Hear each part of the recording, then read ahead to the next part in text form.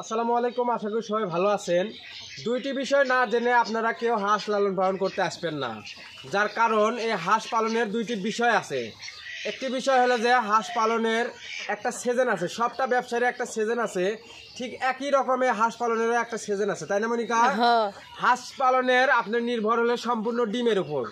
আপনি ডিমের বাজার যখন ভালো থাকবে হাঁস পালন করে আপনি সকল লাভবান হতে পারবেন বেশি। ডিমের বাজার যখন খারাপ থাকবে আপনি হাঁস লালন পালন করে তেমনটা লাভবান হতে পারবেন না, যার কারণ এই হাঁসের ডিমের দাম থাকে শুধু শীতের ভেতর, তাই না মনিকা? যাদের হাঁস ধরো শীতের শুরু থেকে শীতের শেষ পর্যন্ত ডিম পাড়তেছে তারা কিন্তু হাঁস পালন করে অনেকটাই লাভবান হতে পারতেছে, তাই না?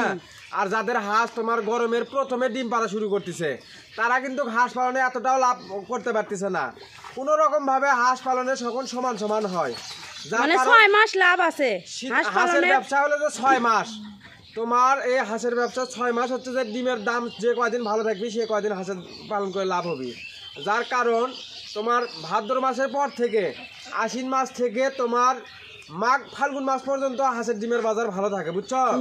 এই কয় মাস যদি আপনি হাঁস লালন পালন করতে পারেন আপনি হাঁস থেকে অনেক টাকা ইনকাম করতে পারবেন। আপনার 1000 ব্রয়লার মুরগি পালন করে যে টাকা লাভ হবে আপনার 250টা হাঁস লালন পালন করে সেই টাকা লাভ হবে, তাই না মনিকা? যার কারণ আমাদের খামারত আছে 250টা হাঁস আছে ডিম পাড়া, আর 30টা আছে হলে যে পুরুষ হাঁস।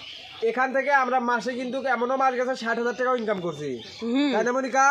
45, 50, 55 উর্ধে 60,000 টাকা ইনকাম, তাই না? আর এখন বর্তমান তোমার সেই টাইমে ডিম বিক্রি করছি কয় টাকা? 20 টাকা পিস, 19 টাকা পিস। সেই টাইমে ডিম বিক্রি করছি একটা ডিম 19 টাকা 20 টাকা। এই কারণে আমাদের লাভটা অনেক টাকা বেশি থাকছে, তাই না?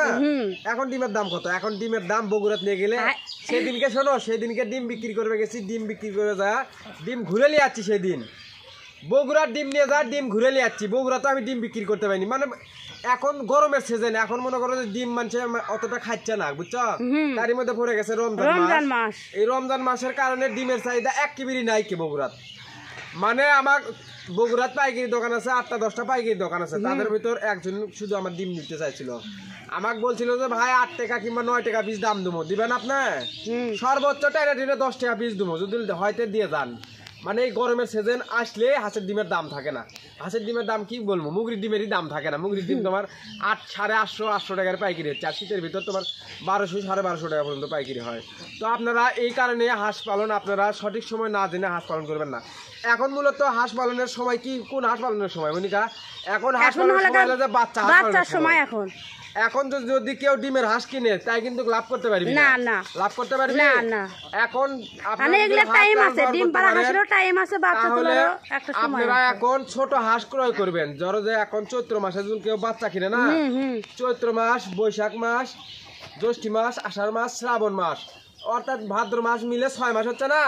দেখা যাবে যে ভাদ্রের শেষ থেকে ডিম ধরবি, ভাদ্রের শেষ থেকে ডিম ধরলে আশ্বিন মাসের থেকে ডিমের বাজার আবার হাই হয়ে যাবে।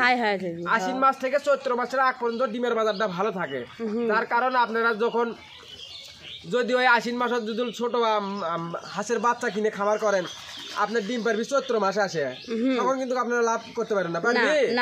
আপনি হাঁস পালন করতে গেলে আপনাকে এই হাঁস পালন আগে শিখতে হবে। যার কারণ এই হাঁস খামার আমরা কয় বছর করতেছি? 2 বছর হলো না? 2 বছর হচ্ছে। এই হাঁস খামারে কোন সময় লাভ হয় কোন সময় লস হয় আমরা জানি না। তো এই বিস্তারিত যদি আপনাদের সাথে যদি আমি তুলে না ধরি, আপনারা যারা নতুন তারা কিন্তু আমার মতন অনেকটাই লস খাবেন, তাই না মনিকা? আমি চাই আমার ভিডিও দেখে আপনারা যেন উপকৃত হতে পারেন। যার কারণ বাচ্চা হাঁস কেনারও সময় আছে, ডিম পাড়া হাঁস কেনারও সময় আছে। আপনারা যদি বাচ্চা হাঁস দিয়ে খামার করতে চান তাহলে খামার করবেন চৈত্র মাসের শুরুতে, আপনারা বাচ্চা হাঁস দিয়ে খামার করবেন। আর যদি ডিম পাড়া হাঁস দিয়ে শুরু করতে চান তাহলে আপনারা খামার শুরু করবেন অর্থাৎ ভাদ্র মাসের দিকে, তাই না মনিকা? ভাদ্র মাসের দিকে রেডি হাঁস দিয়ে খামার করলে আপনারা অনেকটা লাভবান হতে পারবেন। আর চৈত্র মাসে আপনার হাঁসের খামার করা লাগবে হলে যে বাচ্চা হাঁস দিয়ে। আপনারা ভুল ভাল সময়ে কেউ হাঁস খামার করতে আসবেন না। হাঁস খামারে মূলত লস হওয়ার একটি কারণ, সেটা হচ্ছে যে সঠিক সময় না জেনে হাঁস পালন করা, ভুল ভাল সময়ে হাঁস পালন করা, তাই না মনিকা?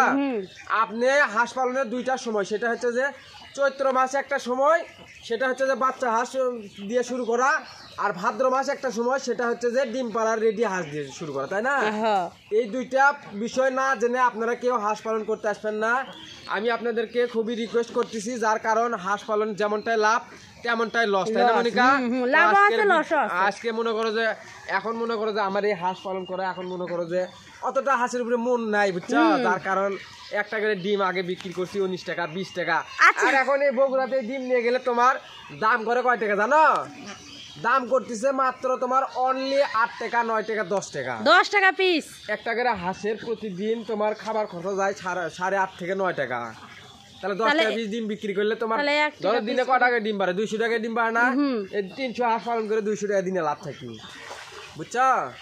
তো আপনারা সবাই ভুলভাল সময় হাঁস লালন পালন করবেন না, হাঁস পালনের সঠিক সময় বুঝে আপনারা হাঁস পালন করবেন। তো আজকের ভিডিওটি এই পর্যন্তই। ধন্যবাদ সবাইকে। আসসালামু আলাইকুম।